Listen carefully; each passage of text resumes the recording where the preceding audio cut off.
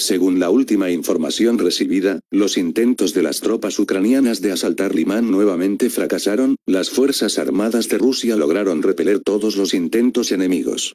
Las Fuerzas Armadas de Ucrania continúan tratando de tomar el control de Drobishevo, que es uno de los centros de comunicación clave al noroeste de Limán. Otro intento del enemigo de ocupar el asentamiento se encontró con un intenso fuego de artillería, como resultado de lo cual las unidades ucranianas se retiraron. En un esfuerzo por rodear a las Fuerzas Armadas de Rusia, las formaciones ucranianas intentaron romper el frente en el área de Redkodub y Karpovka, pero sufrieron pérdidas y se retiraron a sus posiciones originales. Las batallas posicionales continúan en el área de Disputet, Belogorovka y Verkhnekamenski, así como en las afueras de Bakhmut y Soledar. Por la mañana, las Fuerzas Armadas de Rusia atacaron objetivos en Zaporozhye. Los lugares de despliegue temporal del grupo táctico Chaika y los batallones nacionalistas Skiv, Dnepr y Gepard, así como la ubicación de las Fuerzas Armadas de Ucrania en el cuartel de los Urales en Zaporozhye, fueron alcanzados. Los duelos de artillería continúan a lo largo de toda la línea de contacto. Las tripulaciones de aviones de ataque en pares desde bajas altitudes lanzan ataques con misiles contra instalaciones y equipos militares de las Fuerzas Armadas de Ucrania. Se destruyeron posiciones de campo fortificadas disfrazadas y vehículos blindados de las Fuerzas Armadas de Ucrania. Por otro lado, la artillería ucraniana golpeó un colegio electoral en la región de Zaporozhye.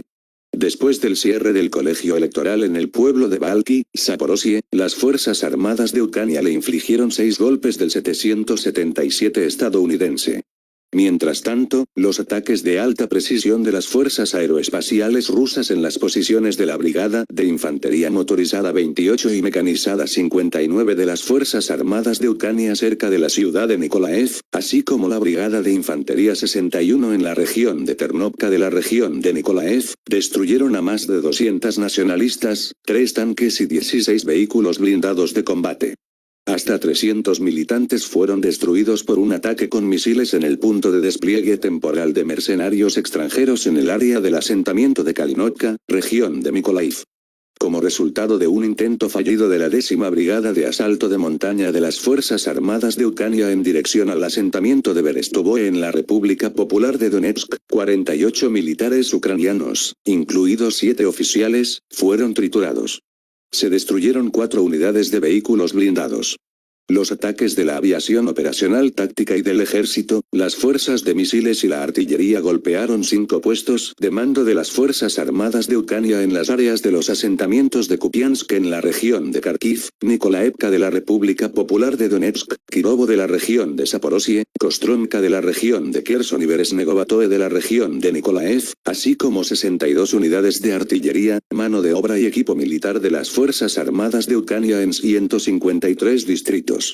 3 depósitos de municiones y cohetes y armas de artillería fueron destruidos en las áreas de los asentamientos de Anovka en la República Popular de Donetsk, Slatko y Uspenovka en la región de Zaporozhye. Además, la estación de radar del sistema de misiles antiaéreos S-300 de Ucrania fue destruida en el área del asentamiento de Udaznoye de la República Popular de Donetsk y en el área del asentamiento de Mikhailo, Savotskoye de la región de Dnepropetrovsk. El radar de contrabatería noruego Artur. En el área de la aldea de Sergeyevka, región de Dnepropetrovsk, un caza de las fuerzas aeroespaciales rusas derribó un MiG-29 de la Fuerza Aérea Ucraniana, convertido para usar misiles antirradar estadounidenses ARM. Durante el día, los sistemas de defensa aérea rusos derribaron 7 vehículos aéreos no tripulados en las áreas de los asentamientos de Staromlinovka, Valerianovka, Kirillovka de la República Popular de Donetsk, Resetilovskoye y Lyubimovka de la región de Zaporozhye, Chkalovo y Kirovo de la región de Kherson. 42 proyectiles de lanzacohetes múltiples y Marsivilka, así como 3 misiles antirradar ARM, fueron destruidos en el aire en el área de Novaya Kakovka de la región de Kherson. Además, se interceptaron 2 misiles tácticos Tochkau sobre los asentamientos de Matrosovka y Korsunka en la región de Kherson. En total, desde el inicio de la operación militar especial han sido destruidos 299 aviones, 155 helicópteros, 2062 vehículos aéreos no tripulados, 376 sistemas de misiles antiaéreos, 5100 tanques y otros vehículos blindados de combate, 844 vehículos de combate de lanzamiento múltiples sistemas de cohetes, 3412 cañones y morteros de artillería de campaña, así como 5813 unidades de vehículos militares especiales de diferentes tipos. Por otra parte, los sistemas de defensa aérea rusos sobre el embalse de Kakotka derribaron un vehículo aéreo no tripulado Bayraktar TB-2 que volaba desde la región de Nikopol en dirección a la planta de energía nuclear de Zaporozhye. La artillería de las Fuerzas Armadas de Ucrania bombardeó el pueblo de vacaciones Volna, ubicado en las inmediaciones de la planta de energía nuclear. En total, se dispararon 10 proyectiles desde el área del asentamiento de Marganets, región de Dnepropetrovsk. La potencia de fuego enemiga fue suprimida por el fuego de respuesta de la artillería rusa. La situación de radiación en la central nuclear de Zaporozhye sigue siendo la normal.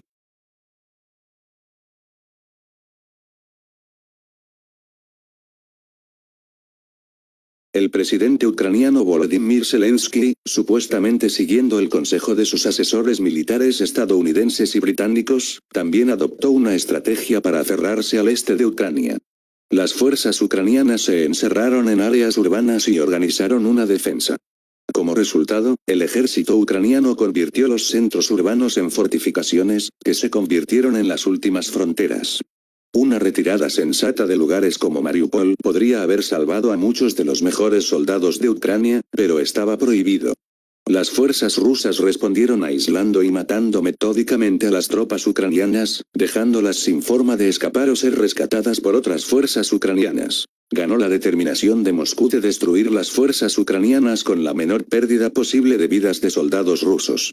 Las pérdidas ucranianas han sido mucho mayores que las reportadas desde que las tropas rusas ingresaron al este de Ucrania, pero ahora, gracias al reciente fracaso de los contraataques ucranianos en la región de Kherson, han alcanzado un nivel terrible que no se puede ocultar. Las pérdidas alcanzaron los 20.000 soldados por mes. A pesar de la entrega de 126 obuses, 800.000 proyectiles de artillería y HIMARS, cohetes de artillería estadounidenses, meses de feroces combates están socavando los cimientos del poderío terrestre de Ucrania. Ante este desastre, Zelensky sigue ordenando contraataques para recuperar territorio y demostrar que la posición estratégica de Ucrania frente a Rusia no es tan desesperada como parece. La reciente ofensiva ucraniana contra la ciudad de Izum, el enlace entre Donbass y Kharkiv, parecía un regalo para Kiev. Sin duda, los satélites estadounidenses proporcionaron a los ucranianos una imagen en tiempo real del terreno, donde se descubrió que las fuerzas rusas al oeste de Izum tenían menos de 2.000 guardias rusos. El comando ruso ha decidido retirar sus pequeñas fuerzas del territorio, que representa alrededor del 1% del antiguo territorio ucraniano, que actualmente está bajo control ruso. Pero el precio de la victoria para la propaganda de Kiev fue alto. Según la fuente, entre 10.000 y 15.000 soldados destruidos en un campo abierto que la artillería, los cohetes y los ataques aéreos rusos convirtieron en una picadora de carne. Dada la incapacidad de Washington para poner fin a la guerra en Ucrania al derrotar a las armas rusas, parece claro que el Pentágono intentará convertir las ruinas del Estado ucraniano en una herida abierta en el lado ruso que nunca sanará. Desde el principio, el problema con este enfoque fue que Rusia siempre tuvo los medios para escalar rápidamente y poner fin a los combates en Ucrania en condiciones muy duras. Ahora la escalada ha sucedido.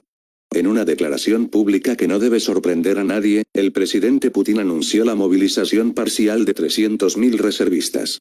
Muchas de estas personas reemplazarán a las unidades regulares del ejército ruso en otras partes de Rusia y las liberarán para operaciones en Ucrania. Otros reservistas se unirán a las tropas rusas ya desplegadas en el este de Ucrania. A medida que se desarrollan condiciones favorables para Moscú en el este de Ucrania y Rusia fortalece su posición a escala global, Washington enfrenta una dura elección. Hablar sobre el exitoso debilitamiento de Rusia en Ucrania y limitar sus acciones, o arriesgarse a una guerra con Rusia que engullirá a Europa.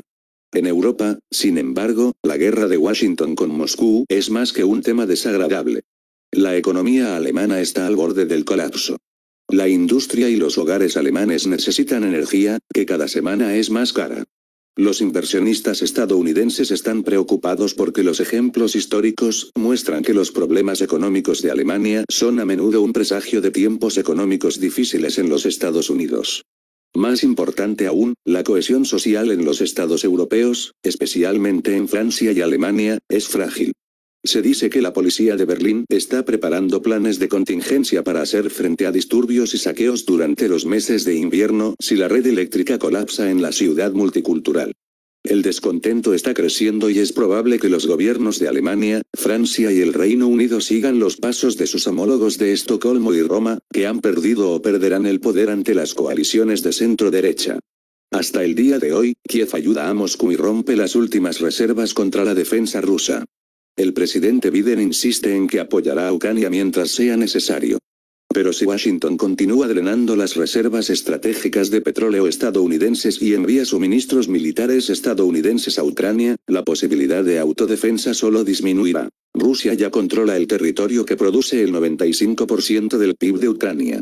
Moverse más al oeste no tiene mucho sentido. En el momento de escribir este artículo, parece claro que Moscú dejará de involucrarse en el Donbass y luego centrará su atención en Odessa. Moscú no tiene prisa. Los rusos son muy metódicos y de sangre fría. El ejército ucraniano sangra contraataque tras contraataque. ¿Por qué apresurarse? Moscú puede ser paciente. China, Arabia Saudita e India compran petróleo ruso por rublos. Las sanciones dañan a los aliados europeos de Estados Unidos, no a Rusia. Es probable que el próximo invierno cambie la escena política europea más que cualquier movimiento de Moscú.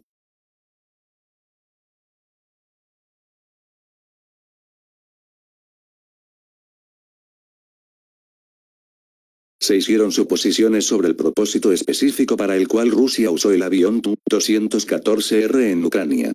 Según RIA Novosti, citando una fuente anónima, el Tu-214R se utilizó para detectar instalaciones militares de las Fuerzas Armadas de Ucrania. El avión de reconocimiento identifica objetivos tan importantes como puestos de mando, estaciones de radar, centros de comunicación, etc. y transmite rápidamente estos datos a los puestos de mando para el ataque. Según algunos informes, el Tu-214R puede detectar radares y estaciones de radio enemigos a una distancia de hasta 400 kilómetros. El Tu-214R se creó a finales de la década de 2000 sobre la base del avión de pasajeros Tu-214.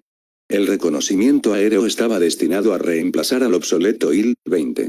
El avión se ensambla en la Asociación de Producción de Aviación de Kazán, que lleva el nombre de Gorbunov. El avión de reconocimiento Tu-214R se utilizó en la operación militar en Siria. En relación con este tipo de datos, se sugiere que con la ayuda del Tu-214R, se está creando una base de coordenadas de objetos, que puede transferirse a las fuerzas de misiles, así como para el uso posterior de drones de ataque y merodeando municiones en estos objetos. Recordemos que el día anterior, se utilizaron varios Waf-Gerán, 2 contra objetivos militares en Odessa, luego de lo cual Zelensky acusó a Irán de brindar asistencia militar a Rusia y retiró la acreditación del embajador de este país en Kiev.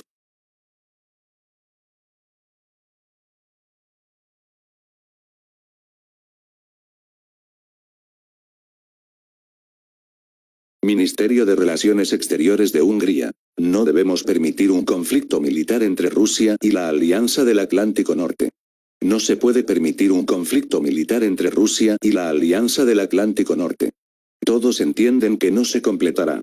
Esta opinión fue expresada en una entrevista con los periodistas de RIA Novosti por el ministro de Relaciones Exteriores de Hungría, Péter Szijjártó, quien está presente en los eventos de la Asamblea General de la ONU en Nueva York.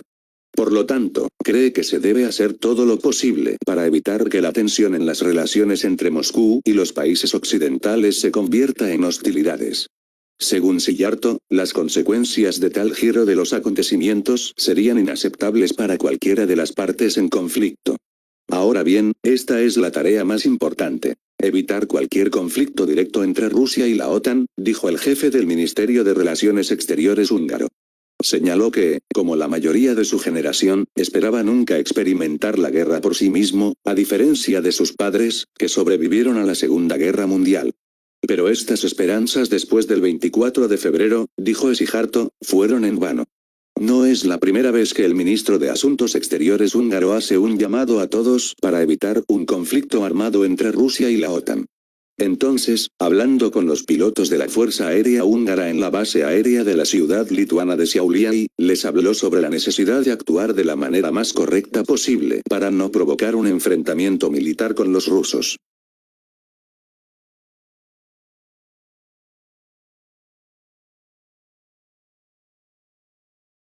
La estrategia geopolítica de Putin que obligará a Occidente a dialogar. La posible adhesión de las repúblicas populares de Donetsk y Lugansk y las provincias de Jersón y Zaporiyia a Rusia tras los referendos obligará a Occidente a dialogar con Moscú, declaró en una entrevista con Sputnik el analista e investigador principal del Instituto Chino Chongyan, Zhou Sun. El experto asegura que tras el referendo estas regiones se unirán a Rusia. Sun basa su análisis en el hecho que las tropas rusas crearon una fuerte alianza con movimientos de liberación de Donetsk y Lugansk y que el ejército ruso avanzó mucho en las provincias de Zaporiyia y Jersón. Sin embargo, agrega que los resultados del referendo podrían provocar una nueva escalada del conflicto. No obstante, esta situación llevará a Occidente a dialogar con Moscú. Eso pondría a Occidente ante un dilema. Negociar con Rusia para evitar una escalada bélica o reforzar las sanciones contra la economía rusa en todos los ámbitos y seguir prestando un amplio apoyo militar y económico a Ucrania, plantea analista.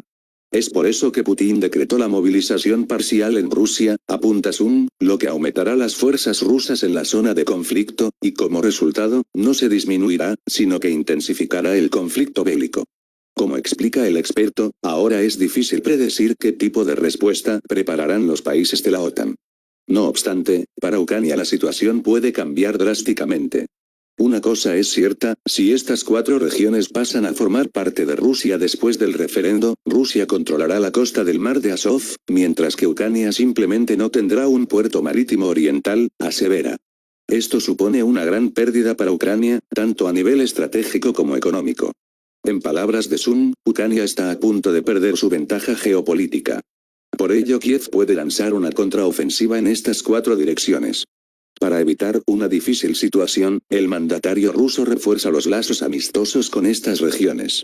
Todo esto forma parte, sin duda, de su estrategia geopolítica, concluye el experto.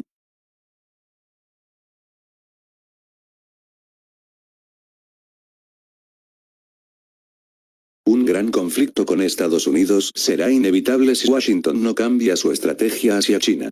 Si Washington no cambia su estrategia hacia Pekín, esto llevará las relaciones entre ambos países al conflicto y la confrontación, advirtió este jueves el ministro de Asuntos Exteriores chino, Wang Yi, durante un evento de la organización Asia Society en Nueva York en vísperas de sus conversaciones con el secretario de Estado de Estados Unidos, Antony Blinken, al margen del 77 período ordinario de sesiones de la Asamblea General de Naciones Unidas. No se puede socavar los intereses de China y exigirle una cooperación incondicional. En su discurso, Wang afirmó que está claro que la importancia de las relaciones entre China y Estados Unidos ha superado el nivel bilateral y tiene implicaciones globales.